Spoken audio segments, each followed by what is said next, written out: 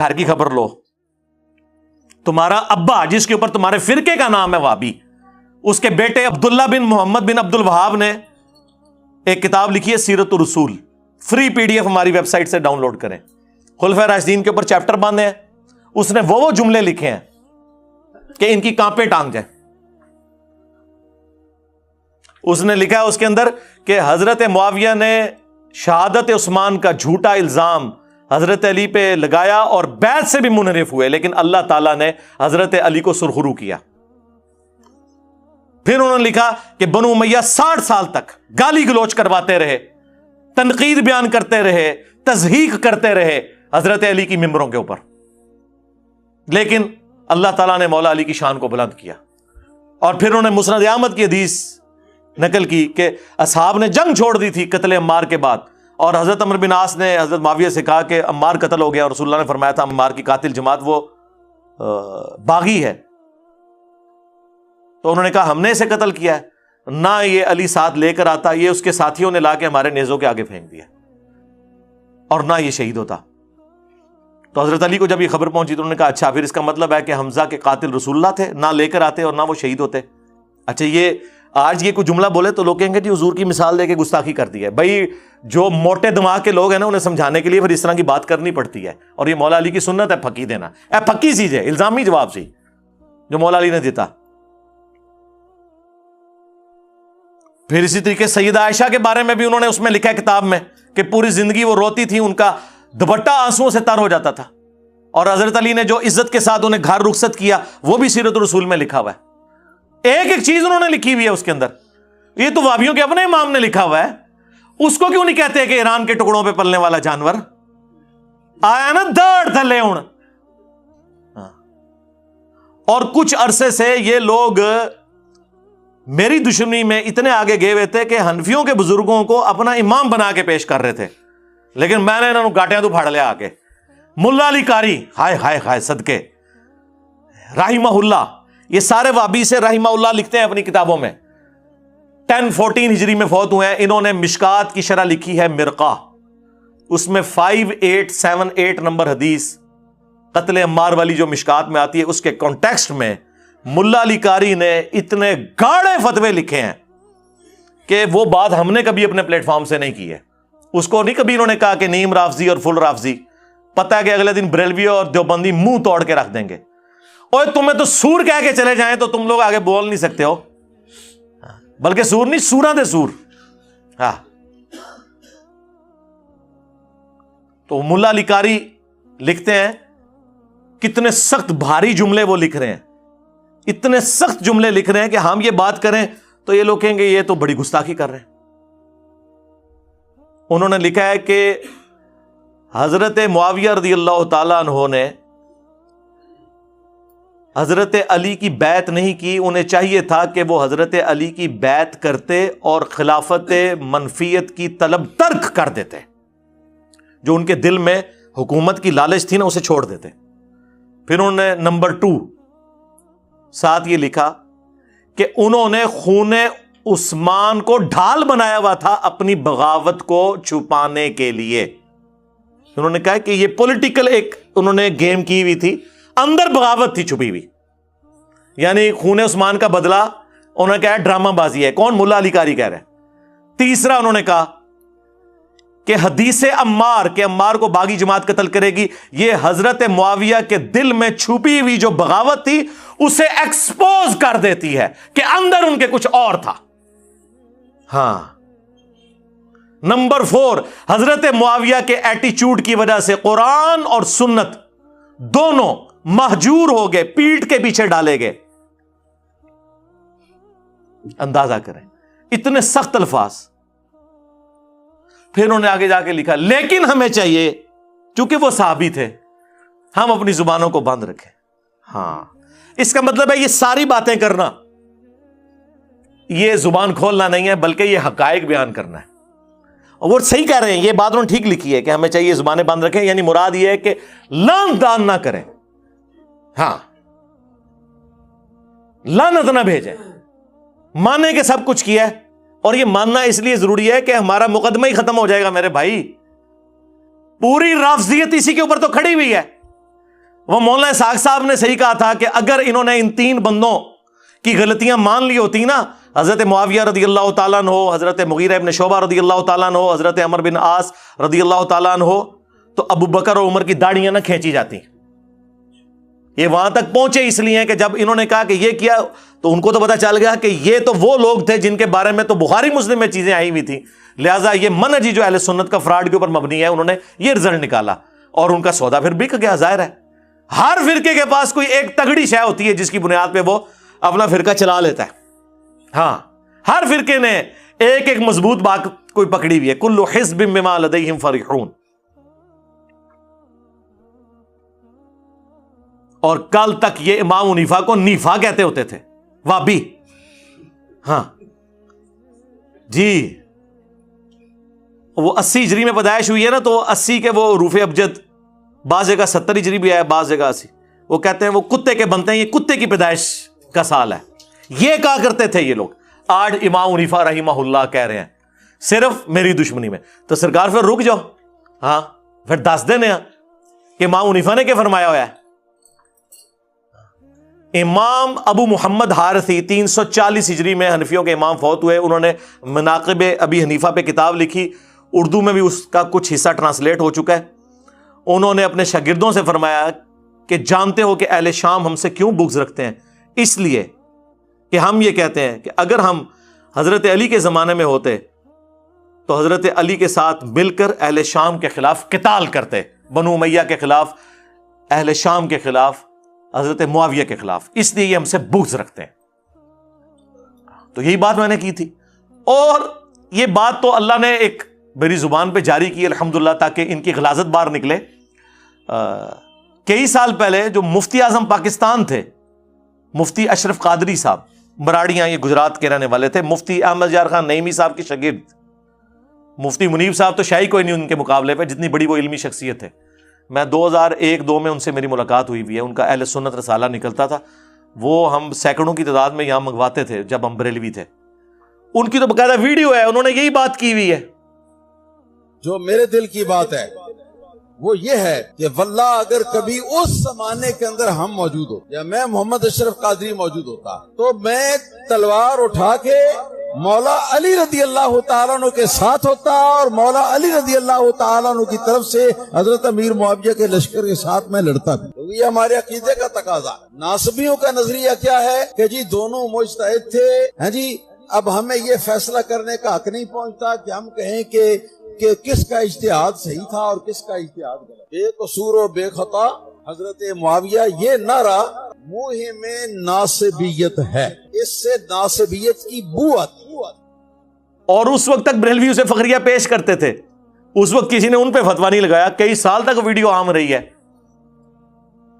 لیکن وہی بات ہے کہ ہماری بات ان کو اس لیے چبھتی ہے کہ ہم پھر ایسی بات کرتے ہیں کہ، اور پھر جس پیشن میں پیش کرتا ہوں نا، اس سے پھر ان کی فرقے کی موت واقع ہو جاتی ہے. اس لیے کبھی یہ کوئی پلی لینے کی کوشش کرتے ہیں، کبھی کوئی پلی لینے کی کوشش کرتے ہیں. تو میں نے ان کو بار بار کہا ہے کہ اللہ کے بندو، آپ لوگوں نے غلط بندے کے ساتھ متھا لگایا ہے. آپ جتنا بولیں گے میں اتنا آپ لوگوں کو ایکسپوز کروں گا. ابھی میں چھوڑ سکتا تھا، حالانکہ میں کتنا یہ ٹاپک اس کو ایڈریس کر چکا ہوں، لیکن یہ 2-3 سال کے بعد نکلا ہے نا باہر، اور بجائے آ کے توحید کا کام کرے، ناسبیت کا جھنڈا اس نے اٹھایا نا، ٹھیک ہے نا. تو اور یہ جی وہ ان کا علمی لیول دیکھیں، بالکل وہی باتیں جو بریلوین کے خلاف کرتے تھے. او جی گھر میں 2 بڑے لڑ پڑے تو بچوں کا کام نہیں ہے. او قرآن دیس بیان کر کہ ہمارا دادا یہ تھا تو ہمارا پردادا یہ تھا. اور ماموں پارٹی، گھر میں اگر چچا اور تایا کی لڑائی ہو اور وصیت دادے نے لکھی ہوئی ہو سٹامپ پیپر کے اوپر، تو بچوں کا کام نہیں ہے کہ بتائیں کہ تمہارے دادے نے یہ لکھا تھا اس کے لیے اور یہ اس کے لیے، آپس میں نہ لڑو اور ٹیکسٹ کو فالو کرو. تو یہی تو ہم کہہ رہے ہیں کہ بخاری مسلم میں موجود ہے، عمار کو باغی جماعت قتل کرے گی. تقتلہ الفئۃ الباغیہ یدعوہم الی اللہ ویدعونہ الی النار. ہم نہ بتائیں کہ رسول اللہ نے فرمایا یہ چاچے تائے کی لڑائی ہے. ہم بتا رہے ہیں کہ ہمارا جو روحانی باپ ہے، النبی اولا بالمؤمنین من انفسہم وازواجہ امہاتہم، نبی مومنین کی جانوں پر ان سے بڑھ کر حق رکھتے ہیں، اور نبی کی بیویاں امت کی مائیں ہیں. انہوں نے ہمیں بتایا ہے کہ ان دونوں میں سے کون غلط پارٹی ہوگی.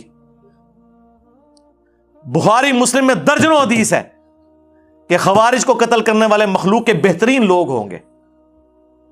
حضرت علی کی پارٹی تھی. تینوں جنگوں کے بارے میں، جمل، صفین، نہروان، دیکھ لیں، میں نے حدیثیں بتا دی. اور مصنف ابن ابی شیبہ میں باقاعدہ پورا چیپٹر ہے، 187 احادیث اور آثار ہیں، پڑھیں، خود پڑھ کے دیکھ لو، اردو میں ترجمہ ہو چکا ہوا ہے. جی مودودی کو خیال آیا خلافت و ملوکیت لکھنے کا، اور خیال آ گیا اس کو پمفلٹ لکھنے کا. جی محدث نے کیوں نہیں لکھا؟ محدث نے لکھا تو انہوں پتہ نہیں سی نا، تو انہوں تے بخاری مسلم دا بھی خالی نہ ہی پتہ سی. اور دوسرا، کس محدث نے کتاب لکھی ہے نماز محمدی تکبیر تحریمہ سے سلام تک؟ زبیر علی زئی صاحب نے. دسو کسی حال تک کسی محدث نے اس ٹائٹل سے کوئی چیز لکھی ہے؟ کس محدث نے بخاری کی اس حدیث سے کہ نبی علیہ السلام کو زہر آلود بکری جب پیش کی گئی، بخاری مسلم دونوں میں آتا ہے، کچھ صحابہ بھی شہید ہو گئے اسے کھا کے، حضور نے بھی زبان پہ رکھی لیکن پھر اگل دی، موجزانہ طور پر وہ بوٹی بول پڑی. اس سے وہ کہتے ہیں کہ جی نبی کو اگر علم غیب ہوتا تو صحابہ قتل نہ ہوتے. کس محدث نے اس حدیث سے علم غیب کا رزلٹ نکالا ہے؟ وابیو تمہارے علاوہ. حضرت عائشہ پہ تہمت لگی، کہتے ہیں نہیں اتنا عرصہ حضور کو پتہ نہیں چلا جب تک کہ قرآن کی آیات نازل نہیں ہوئی. کس محدث نے حدیث افک اما عائشہ پہ تہمت لگنے والی حدیث سے یہ رزلٹ نکالا ہے کہ حضور کو علم غیب نہیں تھا وابیوں سے پہلے؟ تو کہیں گے نہیں جی یار یہ تو کوئی دلیل نہ ہوئی، جو رزلٹ نکل رہا ہے وہ تو ہم بیان کریں گے چاہے کسی نے بیان نہ کیتا. تو سرکار جنگ جمل، صفین، نہروان پہ بھی تو حدیثیں موجود تھی، اور اسے جو رزلٹ نکل رہے تھے وہ ہم کیوں نہ بیان کریں؟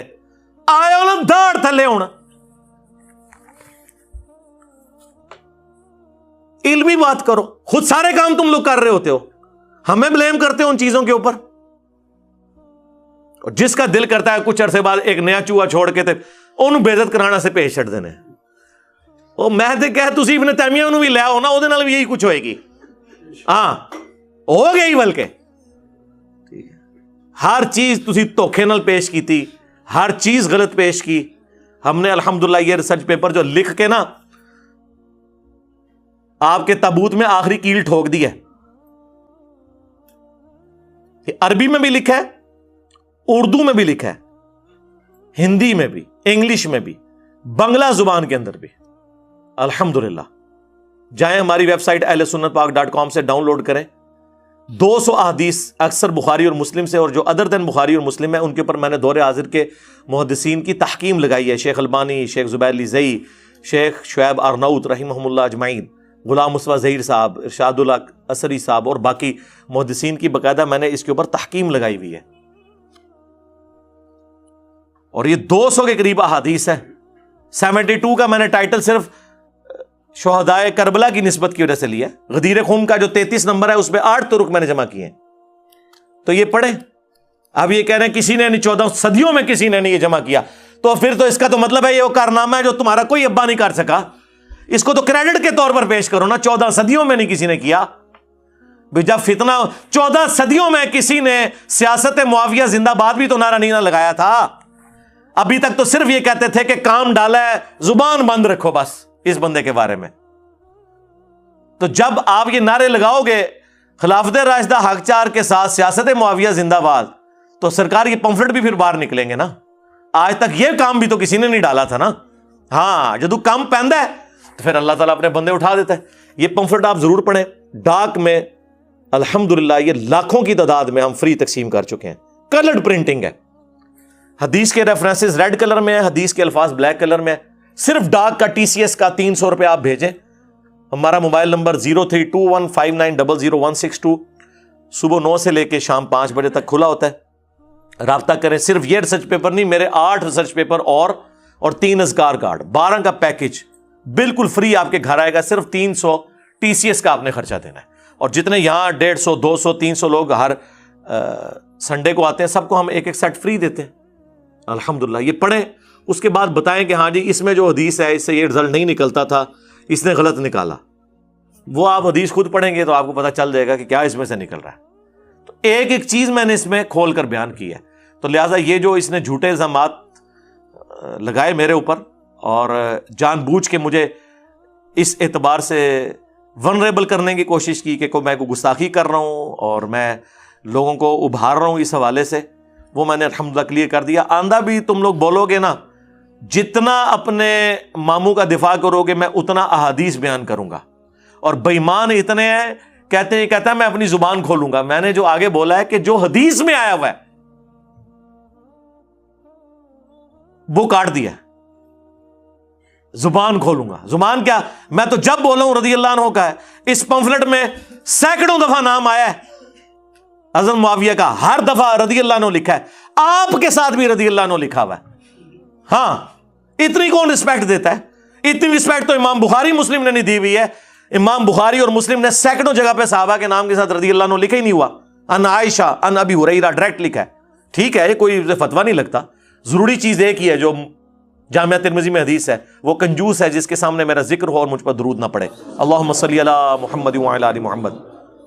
یا اس کی ناک خاک آلود ہو جو جامعہ ترمذی میں اور حاکم میں حدیث ہے, وہ تباہ و برباد ہو جائے جس کے سامنے میرا ذکر ہو مجھ پر درود نہ پڑے. اللہم صلی علی محمد وعلی آل محمد.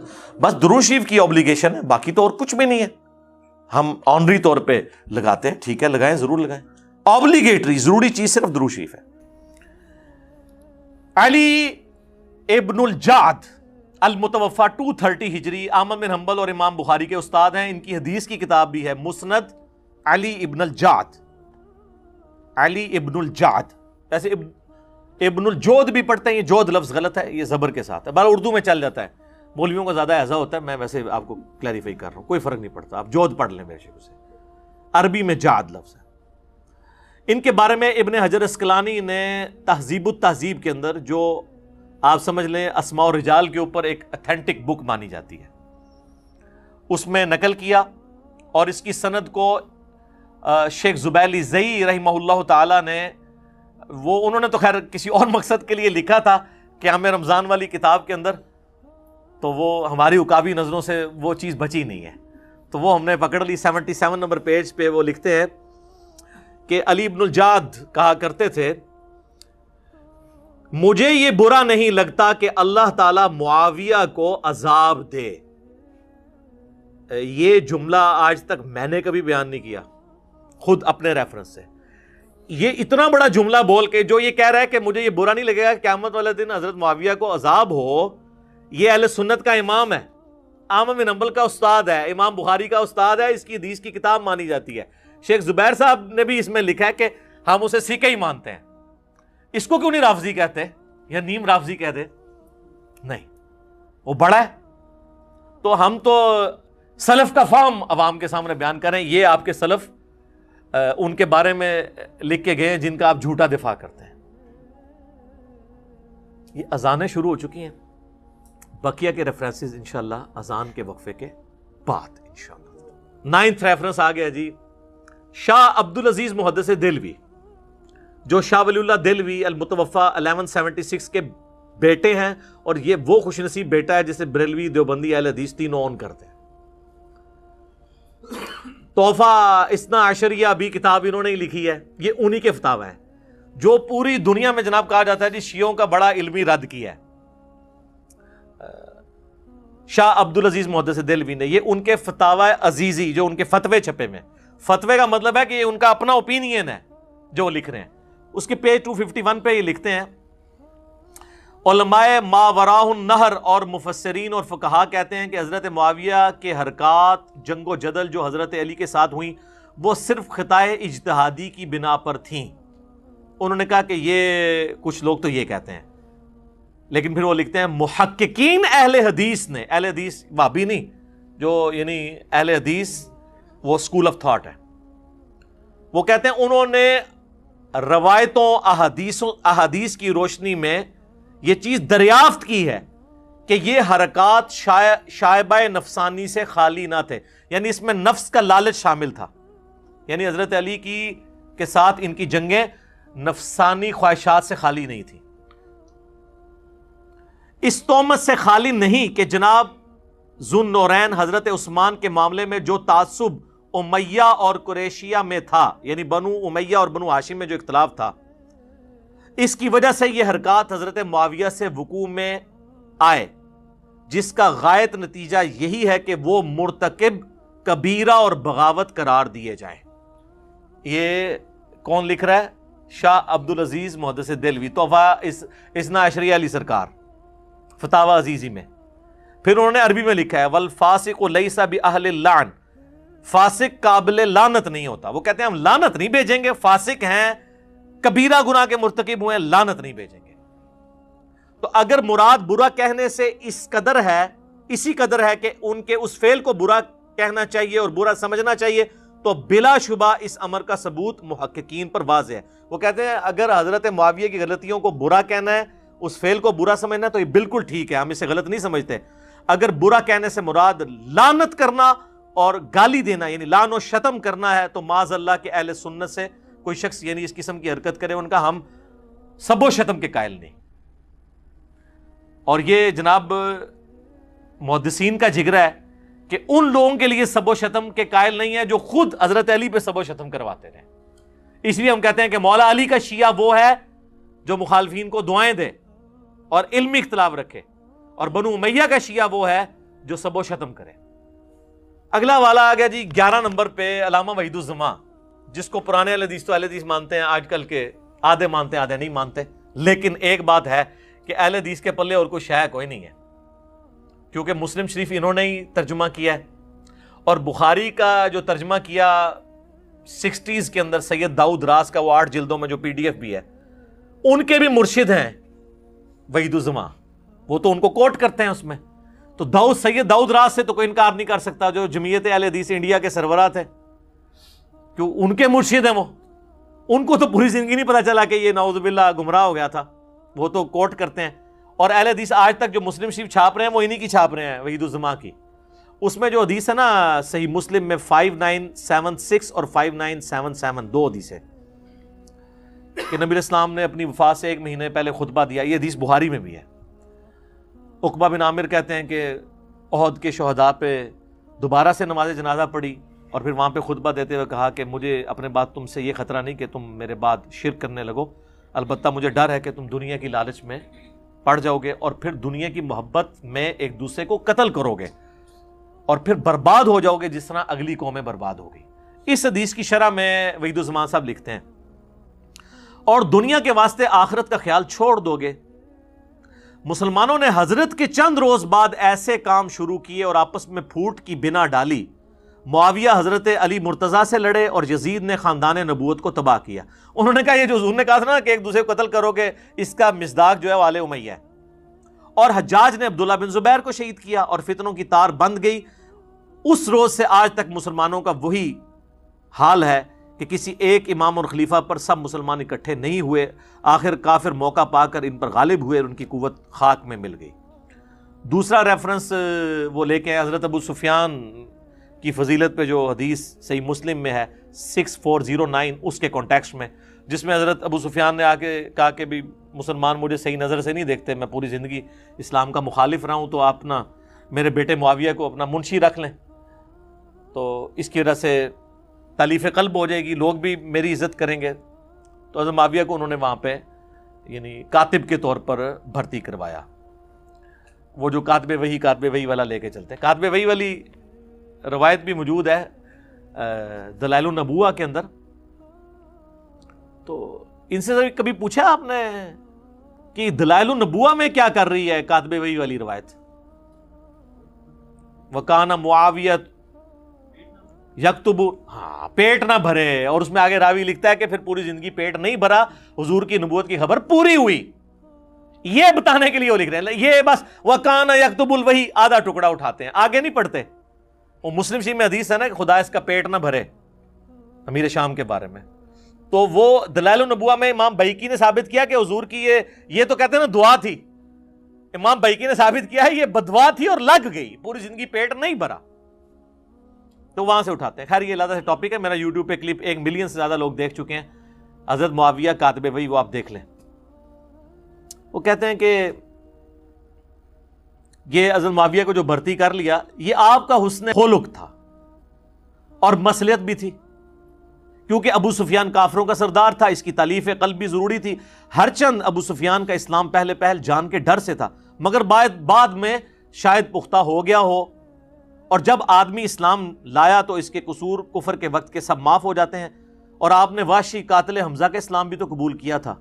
اس پر بھی ابو سفیان کا خاندان خاندان نبوی کا ہمیشہ دشمن رہا. ابو سفیان عمر بھر حضرت صلی اللہ علیہ وآلہ وسلم سے لڑتا رہا اور صدہا مسلمانوں کو اس نے شہید کیا. اس کے بیٹے معاویہ بن ابی سفیان نے جناب امیر المومنین خلیفہ برحق علی مرتضیٰ شیر خدا کا مقابلہ کیا اور جنگ صفین میں ہزاروں مسلمانوں کا خون کیا. اور ان کے بیٹے یزید نے تو ستم ڈھایا, سیدنا حسن کو زہر دلوایا اور سیدنا حسین کو ایسے ظلم سے شہید کرایا جس کے حال لکھنے سے قلم کانپتا ہے. پھر یزید کے بعد اس کے سارے خلفاء بنو امیہ سوائے عمر بن عبدالعزیز کے خاندان نبوی کے دشمن رہے اور ہمیشہ درپے ایذا رہے اور دنیا ادنا کے واسطے اپنی آخرت کو تباہ کرتے رہے. لا حول ولا قوت الا باللہ, یہ لکھا ہے انہوں نے. پوری بنو امیہ پڑ کے رکھ دیتی ہے کہ یزید کا دادا رسول اللہ سے لڑتا رہا, یہ کہہ رہے ہیں وحید الزمان, اور ان کے والد حضرت علی سے لڑتے رہے اور وہ خود سیدنا حسین سے. میرے خیال ہے اس کے بعد تو کسی چیز کی ضرورت ہی نہیں ہے. 12 نمبر ریفرنس ہے جی سید داؤد راز, جن کی بخاری کی شرح ہے. بخاری میں ایک حدیث ہے 4359, لمبی حدیث ہے. اس کے آخر میں ایک ذو امر, ایک شخص تھا جس کے پاس الہامی کتابوں کا علم تھا اور رسول اللہ کی تازہ ابھی ڈیتھ ہوئی تھی. حضرت ابوبکر صدیق کو خلیفہ چنا گیا اور جب اس کو خبر ملی تو اس نے صحابہ کرام سے کہا, اور صحابی کون تھے؟ عبداللہ بن جریر بجلی. یہ بجلی اردو میں لکھا ہوتا ہے, لوگ بجلی پڑھ رہتے ہیں, یہ بجلی نہیں ہے, بجلی. ان کو وہ شخص ملا تو اس نے اسی حدیث میں الفاظ ہیں بخاری 4359, جب تک تمہارا طرز عمل یہ ہوگا کہ جب تمہارا کوئی امیر وفات پا جائے تو تم اپنا کوئی دوسرا امیر منتخب کر لیا کرو گے تو اس وقت تک خیر و بھلائی کے ساتھ رہو گے, لیکن جب امارت کے لیے تلوار تک بات پہنچ گئی تو تمہارے امیر بادشاہ بن جائیں گے اور بادشاہوں کی طرح غصہ ہوا کریں گے اور انہی کی طرح خوش ہوا کریں گے. یعنی وہ کہتے ہیں کہ یہ ملوکیت تمہارے اندر آنی ہے اور ملوکیت والا ہی معاملہ ہوگا. کانوا ملوکن یغضبون غضب الملوک ویرضون رضا الملوک, وہ بادشاہوں کی طرح ناراض ہوا کریں گے. بادشاہ تو ماں بدولت جس بات پہ ناراض ہو جائے, قرآن حدیث سے کیا لینا دینا بادشاہوں کا, ان کے تو اپنے موڈ کی بات ہے. اس کی شرح میں لکھتے ہیں داؤد راز خود, وہ کہتے ہیں ذو امر کی آخری نصیحت جو یہاں پر حدیث میں آئی ہے وہ بالکل ٹھیک ثابت ہوئی. خلفائے راشدین کے زمانے تک خلافت مسلمانوں کے مشورے اور صلاح سے ہوتی رہی.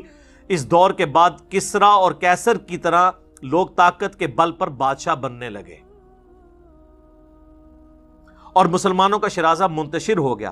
حضرت امیر معاویہ رضی اللہ تعالیٰ عنہ نے جب خلافت یزید کا اعلان کیا تو کئی بصیرت مسلمانوں نے صاف یہ کہہ دیا تھا کہ آپ سنت رسول کو چھوڑ رہے ہیں اور آپ کسرا اور کیسر کی سنت کو زندہ کر رہے ہیں. یہ ہے سر بخاری میں عبد الرحمن بن ابی بکر والی جو حدیث ہے 4827, وہ پھر میرا اس پہ ٹائم لگ جائے گا.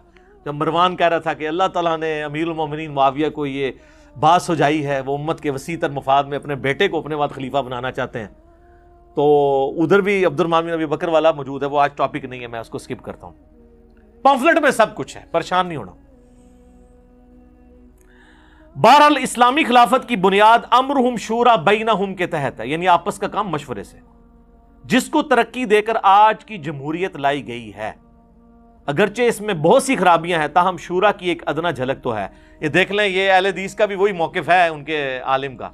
میں جو کہتا ہوں نا, جمہوریت جو ہے یعنی حلال کے دائرے کے اندر, حرام اور حلال کا فیصلہ تو کرے گا قرآن و سنت کا منہج. حلال کے اندر اندر کثرت رائے سے فیصلہ کرنا اسلامی جمہوریت جو ہے, میں ویسٹرن جمہوریت وہ خلافت راشدہ کی ایک ماڈرن فارم ہے, یہ خود یہ بھی مان رہے ہیں.